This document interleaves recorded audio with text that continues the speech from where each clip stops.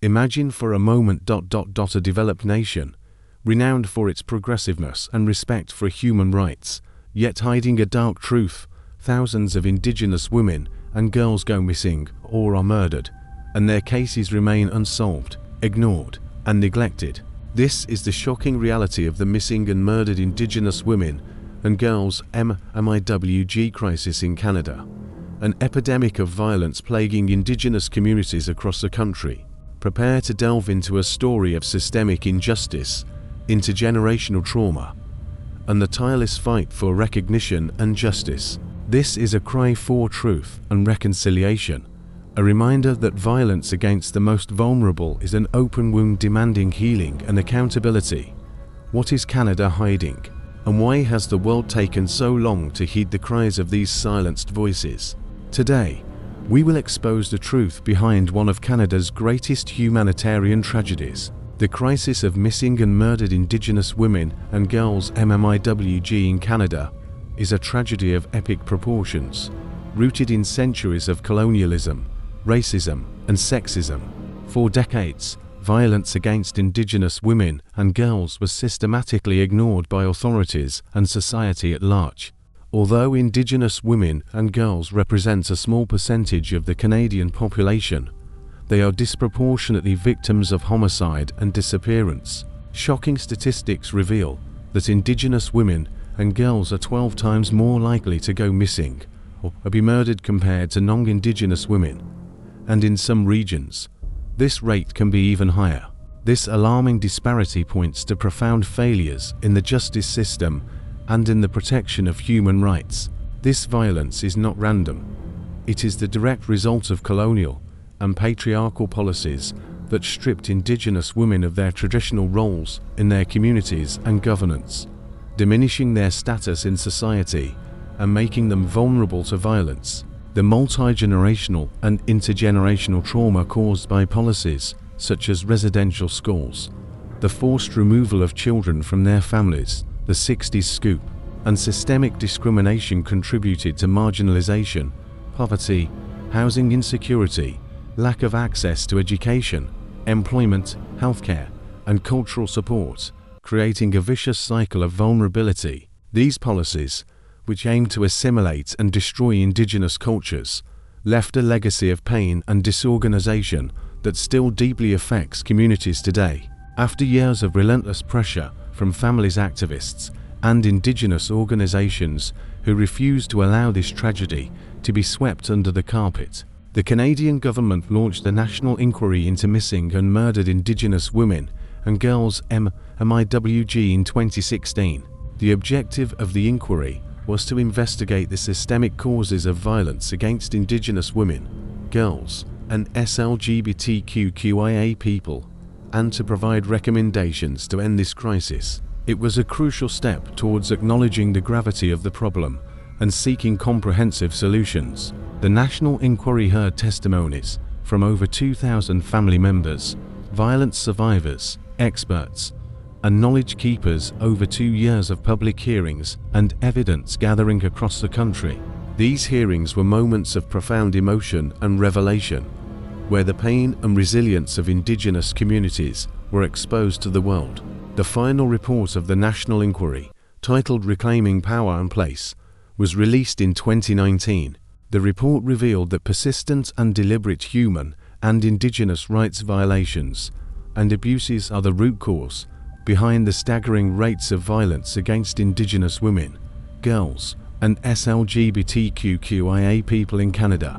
The 2-volume report not only documented the extent of the crisis, but also classified it as a genocide, a conclusion that generated debate but resonated deeply with Indigenous communities. It calls for transformative legal and social changes to resolve the crisis that has devastated Indigenous communities across the country, demanding a fundamental restructuring of the relationship between the Canadian state and Indigenous peoples. The final report of the National Inquiry presented 231 individual calls for justice directed at governments, institutions, social service providers, industries, and all Canadians.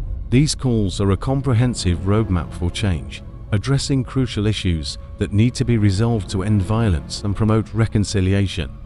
Among the main areas covered are right to culture, the need to support and revitalize indigenous cultures, which are essential for the well-being and resilience of communities.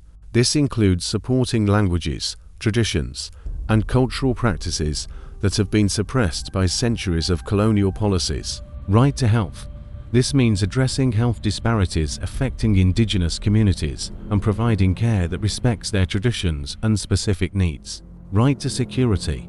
The urgency of protecting indigenous women and girls from violence, including police and justice system reform. This involves implementing culturally sensitive training for police, improving the response to violence cases, and holding perpetrators accountable. Right to justice. The need to hold perpetrators of violence accountable and ensure that victims' families receive justice and support. This includes reviewing unsolved cases, ensuring investigations are thorough and transparent, and providing adequate support to victims' families. The report also included a supplementary report specific to Quebec, highlighting issues such as linguistic barriers, health, and social services provided by religious congregations, and the interaction with Indigenous and provincial police forces. Furthermore, a supplementary report on genocide was included, arguing that the violence against Indigenous women and girls in Canada constitutes genocide, a conclusion that underscores the gravity and systemic nature of the crisis. Despite the release of the final report and the calls for justice, the implementation of the recommendations has been slow and inconsistent. Victims' families and activists continue to pressure the Canadian government to take concrete and effective measures to end the violence and ensure justice.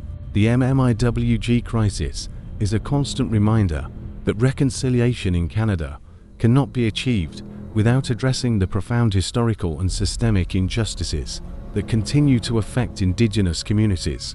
The fight for justice and recognition is an ongoing process, and the resilience of Indigenous communities is a source of inspiration. The case of missing and murdered Indigenous women and girls in Canada is a testament to the resilience of Indigenous communities and the strength of their families in the pursuit of truth and justice. It is a story that challenges the narrative of a progressive and just Canada, revealing a reality of violence and neglect that demands urgent attention and action. The struggle continues, and the voices of victims and their families will not be silenced until justice is served, and a future where all Indigenous women and girls can live safely and with dignity is achieved. The legacy of MMIWG is a call to conscience, an appeal for all Canadians to unite in building a more just and equitable country. The crisis of missing and murdered Indigenous women and girls in Canada is a tragedy that demands our attention and action. What are your thoughts on this case of disappearances involving Indigenous people? What is the importance of fighting for justice and memory in cases like this? How can we, as a society, contribute to ending this systemic violence? Leave your comments below and share your ideas. Your opinion is very important to us. If you were touched by this story and want more cases that make us reflect on human nature and the fight for rights, don't forget to like, subscribe to the channel, and activate the bell to not miss the next videos. In our next episode, we'll dive into another mystery that will leave you breathless. Stay tuned.